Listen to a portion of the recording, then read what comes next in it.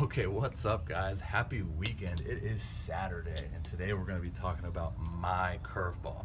So obviously I think the curveball in today's day and age is becoming a better, bigger pitch. I think a few years ago it was all about the two-seam fastball. A few years before that it was the wipeout sliders, and now I think the curveball is making a comeback because we talk about RPMs, we talk about spin rate, talk about north to south pitching.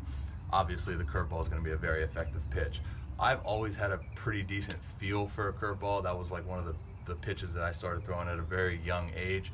I never had a strikeout curveball per se, but I feel like my curveball can be located and used effectively because I also like to pitch up my fastball. My curveball has always been slow, guys. I'm mid-90s pitcher, but my curveball has always been around like 72, 73, 74. Pretty slow, right? But digging the speed differential. So, coming to the grip. I used to throw my curveball off my index finger, right here. I used to throw it off that finger. I know it's crazy, not a lot of people do it, but I used to. And then what happened was, over time, I banged the curveball, went back to it a few years ago and was trying to find another comfortable grip, couldn't find it. A lot of people go to that middle finger with the finger up, spike. A lot of people do that. I could never get the spike. I could never, just throw it off the middle with the finger up. Never felt comfortable, it would pop out. So then I thought to myself, how can I throw a curveball that doesn't pop out, that stays pretty true, that I can stay on top of and be consistent with it out and over again? So what I did was I went middle finger down, just like this, thumb on this seam, but I took the index finger and I just pressed down on top of the baseball. I don't know how many people do that, but I just thought of it as, okay, now I know that I can push down on that and that's gonna allow me to stay on top.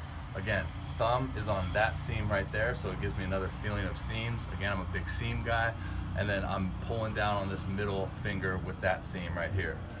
And all I'm thinking about, I'm setting sights. I like to set sights for my curveball because it moves a lot.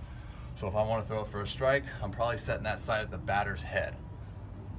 Come through, boom, it's like a hammer, your wrist placement's here, boom, boom. What you don't want to happen is you don't want to cock your wrist like this.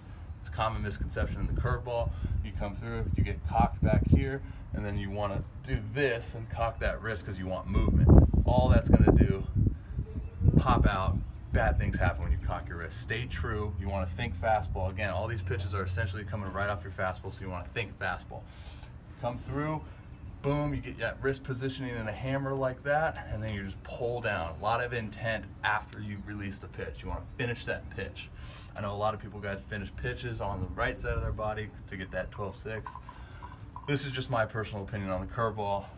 I'm coming through like a hammer. Boom, grip's going to take care of itself, and it's going to 12-6. Mine moves a little bit, 11-5. That's my curveball. Today's Saturday. Guys, enjoy your weekend. See ya.